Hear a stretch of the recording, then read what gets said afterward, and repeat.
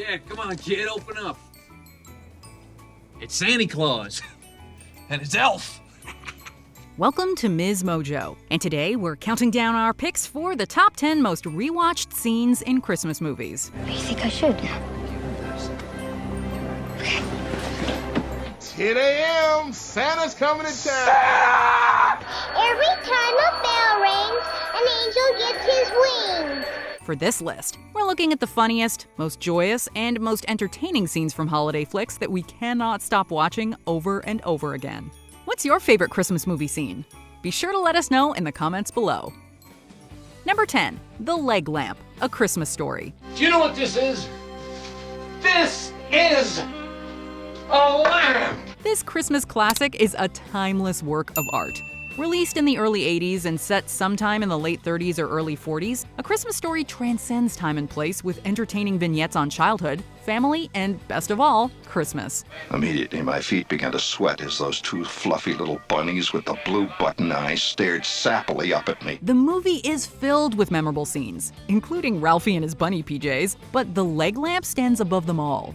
The lamp's arrival is wall-to-wall enjoyment, from the delivery guy's frustration to the old man's hilarious mispronouncing of fragile. Fragile. It must be Italian. The reveal of the lamp is equally hilarious. Mixing the bemused shock of seeing a female leg lamp wearing a fishnet stocking, what kind of prize is that? To Mrs. Parker's resentment of her family's enthusiasm. I know just the place for it. Right in the middle of our front room window. We could watch this all day. Hey, Park, what is that? Don't bother me now, sweetie. Can't see I'm busy. Yeah, but what is that? It's a major award. Number 9, Frank's Speech, Scrooged. Charles Dickens' A Christmas Carol seems to be continuously adapted in some form or another. In 1988, it came in the form of Scrooged, a modern retelling that saw Bill Murray as a cranky and self-centered TV executive named Frank Cross. That's Frank Cruz. Is he supposed to be in the show? I am the president of the IOC Network. After his healing journey with the ghosts, Frank interrupts a live broadcast of A Christmas Carol to expound on his newfound love of life. You were right about everything, okay? Despite seeing the touching climax of A Christmas Carol 1,000 times before, Scrooged managed to make it fresh through Bill Murray's typically impassioned performance, a touch of dark humor like Preston kicking his cat in frustration, and a beautiful sentiment about the meaning of Christmas. You know, it's not too late on Christmas Eve to have fun. You can call people that you haven't seen. You can call a college roommate. You can call, an old army buddy. Number 8, The Ringing Bell, The Polar Express. There is the North Pole. Based on the children's book of the same name, The Polar Express concerns that confusing time in a child's life where they begin to question the existence of Santa. The hero boy is growing older and thus more reflective, resulting in the arrival of the titular Polar Express. In a wonderful bit of symbolism, the boy can't hear the ringing of a reindeer's bell, merely the empty clacking as it hits the ground. Okay. I believe. However, when he chooses to believe in the existence of Santa, the bell rings to his delight, and in its reflection, he sees Santa arrive. It's a gorgeous scene, and it's enough to make even the most cynical among us shed a tear. What was that you said?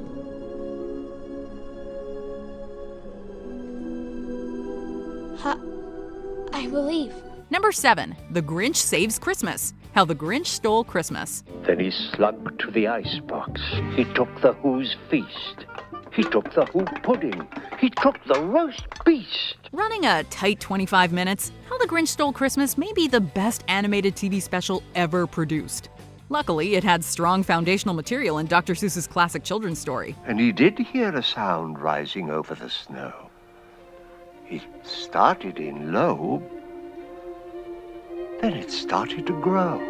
After stealing the gifts from Whoville, the Grinch hears the residents singing in celebration. They don't need gifts. They're simply happy to be in each other's company. It's a lesson that the Grinch, and hopefully the viewers, take to heart. Maybe Christmas, he thought, doesn't come from a store. Maybe Christmas, perhaps, means a little bit more. It's a beautiful sequence, filled with some gorgeous animation, catchy music, and a message that will always remain timeless. And he he himself, the Grinch, carved the roast beast. Number 6. Sam runs through the airport. Love Actually. Look, there she is. Where? Over there. Oh no. It's okay, we'll go to the airport. I know a shortcut. Many scenes from Love Actually have become classics throughout the years, including the famous cue card sequence where Mark bears his soul to Juliet. But we're suckers for a good climax, and Love Actually delivers one with Sam running through the airport. It's cheesy and certainly a little cliche, but there's nothing wrong with a little cheese around the holiday season. We're not actually flying. You can't come through without a boarding pass. Not even to let the boy say goodbye to the love of his life. No. The scene begins in a great way, with Rowan Atkinson's guardian angel-like figure distracting the airport employee and flashing Daniel a look of acknowledgement. No, I must have left them where I was having a cup of coffee. I'm sorry. Perhaps the best part of the scene is Craig Armstrong's music and the way it intermingles with the movie's other subplots. Little Thomas Brody Sangster is adorable, and so is this scene. Joanna. Sam? Number 5. The One and Only Santa. Miracle on 34th Street. I have here 3 letters. They're addressed simply Santa Claus. No other address whatsoever. Yet these letters have just now been delivered to Mr. Kringle by bona fide employees of the post office. An oldie but a goodie, Miracle on 34th Street concerns a department store Santa Claus named Kris Kringle, who is institutionalized for claiming that he is the real Santa and behaving accordingly. A lawyer named Fred Gailey decides to defend him in court with the hope of proving that he is, in fact, Santa Claus. In the movie's climactic sequence, Fred presents mailbags full of Christmas letters and has them dumped on the judge's desk in a hilarious bit of physical comedy. The judge dismisses the case after Fred successfully argues that a branch of the federal government has acknowledged that Kris is Santa. It's a cute and hilarious scene, especially the joyous look on Chris's face and the seemingly endless line of postal workers that file their way into the courtroom. Therefore, the Post Office Department, a branch of the federal government, recognizes this man, Kris Kringle, to be the one and only Santa Claus. Number 4. Fried Feline. National Lampoon's Christmas Vacation. This box is meowing. Let me see it. One of the most adored Christmas movies ever made, National Lampoon's Christmas Vacation takes the scary concept of a massive family gathering and turns the dial up to 11 for maximum cringe and comedy. And while it contains lots of great slapstick and family-based comedy, perhaps the funniest scene is Clark accidentally frying Bethany's cat. Aunt Bethany? Does your cat by any chance eat Jell-O?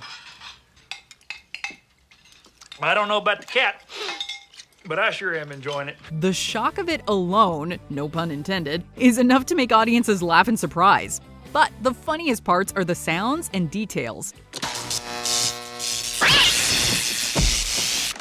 The cat lets out a darkly hilarious yowl, and Clark and Eddie discover the comical image of a cat silhouette burned into the carpet. Of course, we're not saying we like it when cats die, but as this isn't real, we can still enjoy the joke. That thing had 9 lives. She just spent them all. Woo! Number 3. A life-affirming realization. It's a Wonderful Life. Bert, do you know me? Know you? You kidding? I've been looking all over town trying to find you. Another classic from the 40s, It's a Wonderful Life is a perennial Christmas favorite, owing largely to its life-affirming message. The movie concerns the depressed George Bailey. He's visited by his guardian angel Clarence, who shows him what the world would be like if he were not in it. Don't you understand, George? It's because you were not born. By the end of his spiritual journey, George confidently declares that he wants to live again in one of cinema's most classic and enduring sequences. Please! I want to live again! I want to live again! I want to live again. James Stewart is excellent as always, and the shot of the snow beginning to fall is enough to bring tears to anyone's eyes. It's a wonderful life indeed, which this film is more than happy to remind us. Kids, Janie! Janie, Tommy! Oh, let me look at you. Oh, I could eat you. Number 2, Santa! Elf. All right, now let's watch Will Ferrell act like a child. Elf is one of the modern Christmas classics, a reputation that is due in large part to Ferrell's brilliant performance. That genius montage of Buddy exploring New York is enough to make anyone fall in love. Coming from the North Pole, Buddy is well aware that Santa is real.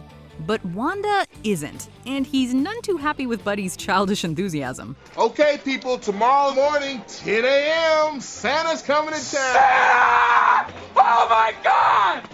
Santa here? I know him. There are so many wonderful aspects to the scene that we don't even know where to start. Of course, there's Buddy's ecstatic yell and Wanda's thinly veiled frustration, but there's also the woman in black who gives a very "this man is crazy" look, as well as Buddy's excitement upon seeing a fellow elf. Oh, hi. Santa's coming. Before we unveil our top pick, here are some honorable mentions. Toilet Talk, National Lampoon's Christmas Vacation. Nothing like dumping sewage to get you in the holiday spirit. Merry Christmas! Dinner was full! The TV Trick, Home Alone 2, Lost in New York. It's like that hilarious scene from the first one, only better. Hold it right there. This is the concierge, sir. I knew it was you. I could smell you getting off the elevator. Fred Astaire gives us some words of wisdom. Santa Claus is coming to town. A beautiful speech about the true meaning of Christmas. Now that you know all about him, you can be darn sure that come snow or high water, Santa Claus is coming to town. A New Year's Eve surprise, A Christmas Prince. There's nothing quite like a really cute proposal. Palace is a lonely place for a king. Without a queen.